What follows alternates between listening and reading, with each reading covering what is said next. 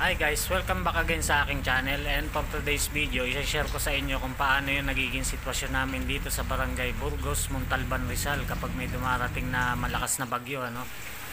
At ito nga, meron tayong bagyong Karina ngayon. Inuna ko munang ilikas si Truck Norris, yung aking multicab. Mabuti na lang guys at maaga akong nagising, kaya hindi tayo nauubusan ng slot dito sa harap ng OSEB, no. So yun nga, nakiusap ako dun sa tindero. Palibasa naman suki kami dyan ni girlfriend, lagi kami bumibili dyan, kaya pumayag naman yung tindero na magpad ako dyan pansamantala. At dahil nga walang dumadaan na kakilala kong tricycle driver na pwede nating maangkasan, minabuti ko na lang na maglakad guys, no. Ito naman hindi pa masyadong baha sa kalsada. At kung makikita nyo nga guys, no, marami na nakaparking dito sa right lane ng kalsada. Dito lang sila naglikas ng sasakyan, no. Pero hindi ko masasabi na safe ang sasakyan dito. Pwede pa rin mabahayan kasi hindi ganun kataas yung lugar na yan. Pag masyadong mataas yung baha, hindi makakaligtas yung mga sasakyan dyan. Ayan guys, marami na rin single dito sa kanan natin, no. Isinampan nila sa gutter, inilikas na rin siya ng mga may-ari. Sabi nga ng iba, prevention is better than cure. Kaya hanggat maaari, ligtas natin yung mga bagay na malaki ang pakinabang sa atin. So dito guys, nakapasok na ako sa gate ng subdivision. Kung nakikita nyo yung kalsada, wala pang masyadong tubig, hindi pa naman baha, no? Ngayon nga, ibabalikan natin yung tricycle ko para mailabas din natin. Kasi importante din na hindi yun mabaha. Kasi yun nga ang aking main source of income. At ito naman po yung basketball court sa loob ng subdivision, yung open. Kung nakikita nyo, mababa yung kanalalagyan niya. Kaya tuwing may bagyo, ganyan po ang sitwasyon. Pwede kayong mag-surfing. Yung mga sasakyan na nandito pa sa loob guys, baka tulog pa yung mga may-ari nito, no? Baka mga naghihilik pa yan. Hindi nila alam na malapit ng bumaha, kaya hindi pa nila nilalabas yung mga sasakyan nila. Yung burger machine bukas pa guys, oh. Nakakagutom yung amoy.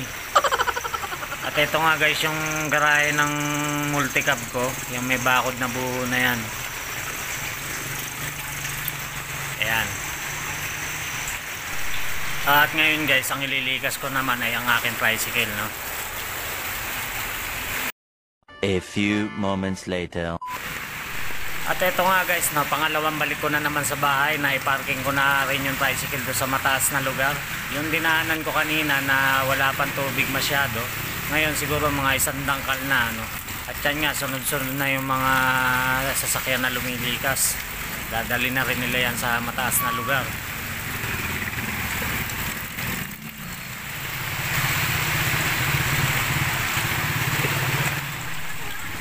At syempre, pagka nagkasabay-sabay na guys yung paglilikas ng sasakyan, hindi may iwasan magkaroon na ng traffic, no. Nakita nyo to, medyo mahina yung driver ng Innova.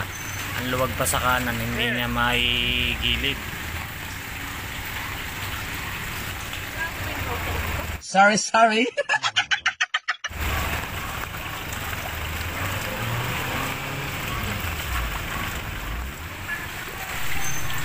Ayan guys, kung nakikita nyo, pataas na ng pataas yung tubig, ano. Hanggang dun sa loob ng subdivision yan, mas tataas pa yan kasi mas mababa yung lugar na kinalalagyan ng subdivision kaysa dito sa kalsada na to. Pagpasok natin mamaya dun sa subdivision, mas mataas pa po yan.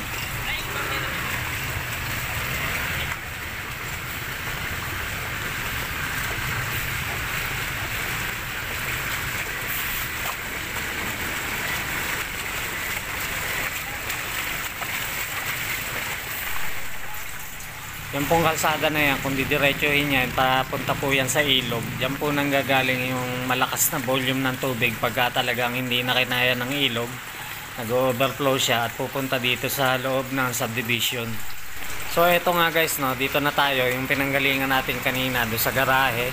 Eto na yung kalsada niya ngayon, no, puno na ng tubig, para na siyang ilog. Take note guys, minuto lang ang pagitan yan. Inilabas ko lang yung tricycle, pagbalik ko ganyan na. Mamaya lalalim pa yan. Eto nga, pabalik na ako sa bahay. Ang katabi na yan ay grocery. Shoutout nga pala kay Kuya Joe, yung may-ari ng grocery store. A few moments later. So ayan na nga yung sinasabi ko kanina guys, na maya maya lang malaki na yung tubig. Ayan na, ganyan na siya kalalim ngayon. Hindi nakita yung gutter. At yan nga yung mga tao, natataranta na yung mga yan paglilikas ng mga gamit nila, no?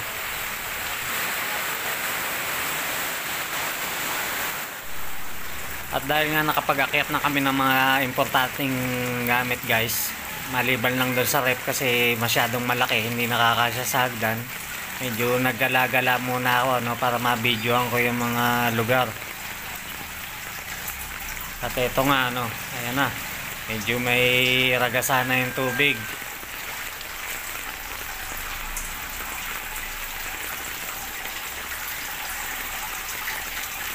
Yung court kanina, na yung mismong court lang ang may tubig, ngayon ay meron na rin po itong dito sa bandang ano, yung pinaparkingan ng mga sasakyan kanina. 9:35 ng umaga, pumasok na yung tubig sa loob ng gate. Ayan po, ganyan siya kalalim. Yung mga gamit ko na di kuryente, sinampa ko na dito sa ibabaw ng lamesa.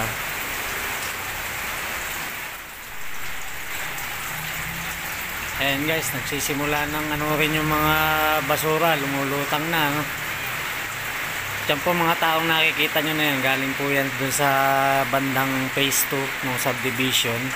Mas malalim pa po ang baha dun kasi mas mababa yung lugar ngayon. Ayan, naglilikas na po sila ng gamit.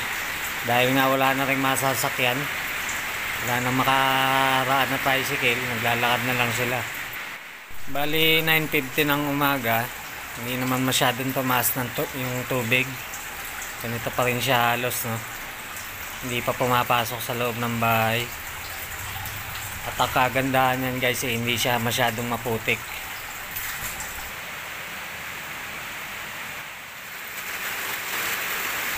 Bali yung grocery na katabi natin nagsarado na, no? Naisampa na rin yung mga paninda niya sa second floor.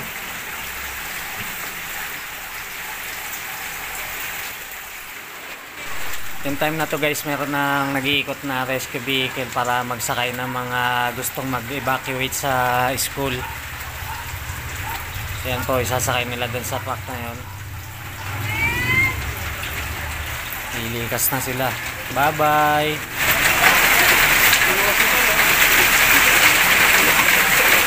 May survivor pa na daga, oh.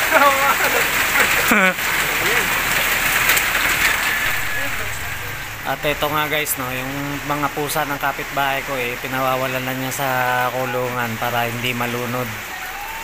Ang dami niyang pusa guys. Siguro mga 100 yan. So guys, alas 10 na ng umaga, no? Yan, lalo pang lumakas yung ulan dito sa amin. At syempre, pumasok na rin siya sa loob ng bahay. Yun. Ano Yuki? Dito lang tayo? Marunong ka ba lumangoy? Ha? Yuki! Marunong ka lumangoy? Wawa naman yung pogi na yan, ha? Ayaw mamakyat? Dito ko lang sa tabi ni Papa. At dahil nga sanay na ako dito sa baha sa amin guys, tingnan nyo naman, para lang akong nasa beach kasama yung alaga kong aso. At para sa kaalaman nyo guys, hindi ito ang unang bagyo na nagpabaha dito sa lugar namin, no? Ang nauna po ay Undoy, pangalawa ang Ulysses, pangatlo na lang po itong bagyong Karina. Yung Undoy po ay umabot ng second floor yung baha hanggang tuhod, tapos yung Ulysses naman ay hanggang kisame ng first floor. At ito nga pong bagyong Karina ay hanggang bewang lang sa unang palapag. Mga bandang 11 o'clock guys, ganito na siya kataas. Umabot na siya sa pangatlong baitang nung spiral na hagdan. At yun nga sinampa kong gamit yung aking compressor malapit nang abutin, no? Nagdidelikado na yan. So dito naman guys paggabi na, no? Hindi naman masyadong tumaas na yung tubig, na dagdagan lang siya ng mga 6 inches. At ito nga wala ng kuryente. Medyo palobat na yung cellphone ko kaya tinigilan ko na yung pagbibideo. So yun nga guys, no? July 25 na ngayon, 6:43 ng umaga. Ito yung resulta ng baha. Yan ang iniwan ni Bagyong Karina. So bali umupa yung tubig kagabi. Dito sa bahay is alas 9 na, no? Tapos dyan sa kalsada meron pa rin, pero dito wala na. Okay, nag-start na ako maglinis kagabi. Nilinis ko na yung mga tools ko. Ito pa lang ang nalilinis ko. Yung loob ng bahay, hindi pa.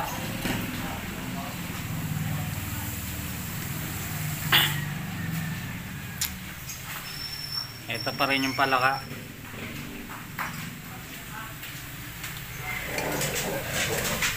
Ito yung loob ng bahay. Daming nabuwal na aparador dyan. So ngayon guys, wala ng tubig yung kalsada, no? Pwede na natin kunin yung tricycle tsaka yung multicab dun sa pinagdala natin, no? Kasi baka mapagalitan tayo ng management. Iuwi na natin siya dito. And it's a long journey to cover, kaya ikakat na lang natin yung video. So ayan nga guys, no? Dami nakiparking dito sa gilid ng high school tsaka sa O-Save. Punong-puno. Tricycle natin, saan dito?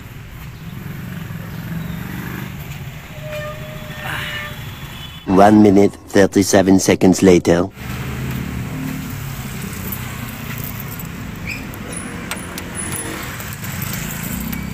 Ang bago ko iniwan dito to guys, tinanggal ko yung baterya, no? Kasi baka manakaw.